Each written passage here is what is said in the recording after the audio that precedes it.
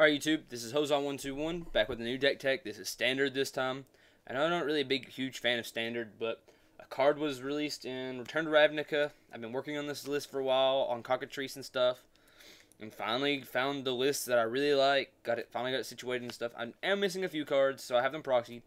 It's just 5, and they're pretty easy, cheap cards to come by, so if anybody has them, I'll let you know when they come up. I would gladly try and trade or buy them off you guys. The deck is Epic Experiment. Now, I love cards like Epic Experiment, cards that allow you to flip cards off the top of your library. I've played them in every format, from Legacy down, like Hypergenesis, Hypergenesis, Polymorph, Living In, the Shape of New combo, which is terrible, but yeah, I played it in Scars, Block. But yeah, I mean, I just love decks that let you Elf Wave, just take a deck, flip, play all these cards, or play this card. I love decks that do that. Now, we'll go straight in the mana base because I'm not. This wound up being a budget version, not on purpose in any way. It was a budget version just because this is how we kind of want it to, because it doesn't run all these really expensive lands. It's not that we don't have the lands, but we just choose not to run them because we use Boundless Realms. So we have to run a lot of basic lands because that's how we hit critical mass, is with Boundless Realms. So starting off, we have 9 Forest. Like I said, it's not that we don't have the mana, the lands, we just choose not to use them. 9 Islands. And 7 mountains. This was 5, and it was 10 and 10 and 5. But I had to cut 2 of the other lands for mountains because that's the one problem with the deck, is you have a tendency to either mill out your lands too early or not be able to hit the enough red you needed. Once I added the more red into the deck, it seemed to do a lot better. We have 3 Boundless Realms, which is one of the cards that I need. I need 2 more Boundless Realms. Sorry, these are proxies, but yeah, I definitely need 2 more. I'll gladly trade for them. They're not really worth a whole lot or played in anything ever.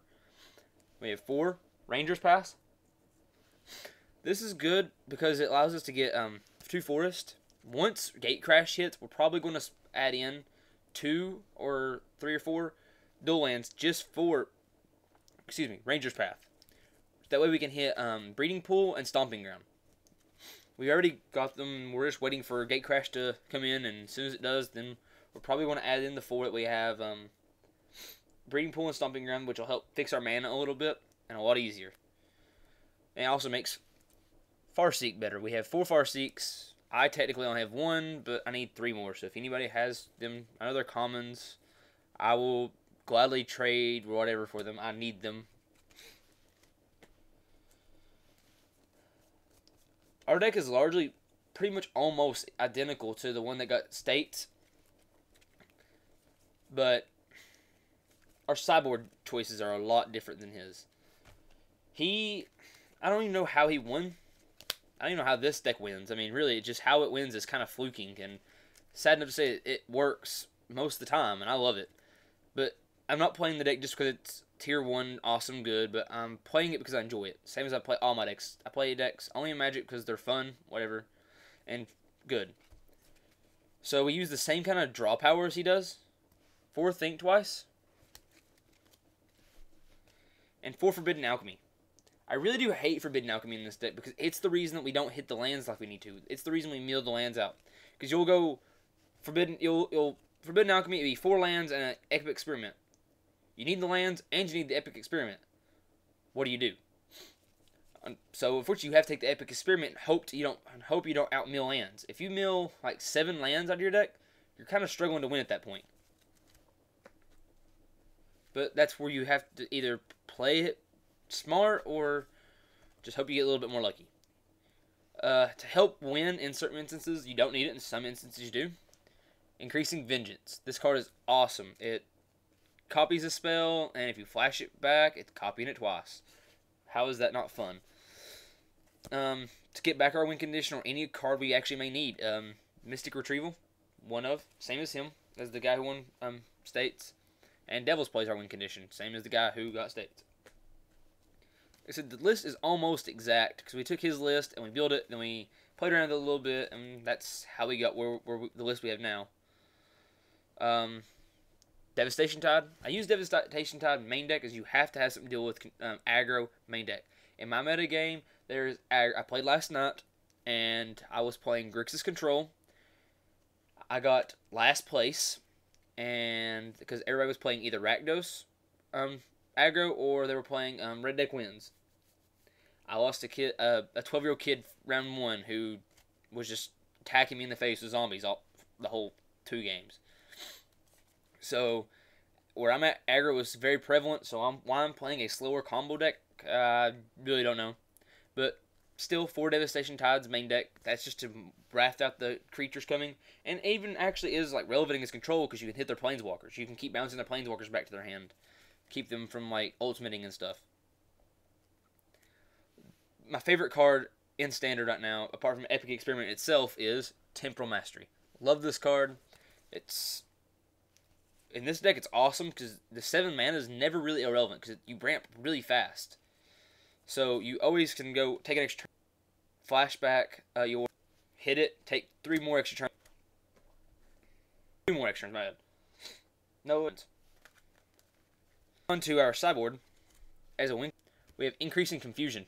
What Confusion does is it allows us to actually say you critical mass at your lands. You have 15.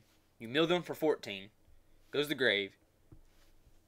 You flash back for 10. Yeah, 9 or 10. You flashback Increasing Vengeance. You mill them. You mill their entire library.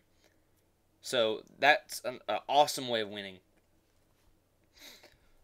Like I said, for aggro, 4 fogs. You have to have stuff of these aggro decks. They're just going to either destroy you or you can just hope they fizzle, I guess. But that's not really relevant. And Druid's Deliverance, which is another fog type card. Prevent uncommon to be dealt to you this turn. Populate. The populate really is extremely irrelevant. You don't make tokens of any sort. For the control matchup, we have 3 dispels. It would be 4, just I don't have a 4th one, but I will probably get it as soon as possible. So right now it's just a negate. But either way, it still works too. I mean, you can have a negate too in case like the drop a planeswalker. Oh, your negate's in your hand. Hit it. So I'm actually keep it the 1 negate just because whatever. I saw this little 2-card combo in the Nosum deck that was at Star City Games. And I thought it was cool. And I wondered like how well it would work with this deck. Because, like I said, there's times you're just shuffling away your lands and you need a way to win. So in case you're facing like any kind of deck that's going to help put things in your graveyard from your deck, we have the Runic Repetition Memories Journey combo where you play Memories Journey. You shuffle 3 cards you put 3 cards from your graveyard into your deck. Probably gonna be 3 lands. You flash it back for a green. You put 3 more cards. Your deck now has 6 extra cards. Runic Repetition. Get back Memories Journey. Memories Journey. Put Runic Repetition and some other cards back in your deck and flashback Memories Journey to get it out of play. Wait till you draw your Runic Repetition again, or even if you Epic Experiment into it.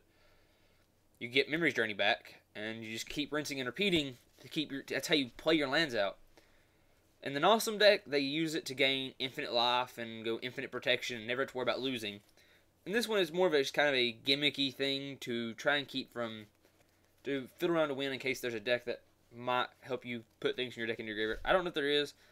I've not really brung them in against any decks. I just had them in there just in case something happens or in case they come up. But yeah, that's the new Epic Experiment deck that I'm running. Please leave any kind of like comments about what you think would be good in the deck. So comment, like, subscribe. They're all welcome. Please. Thank you.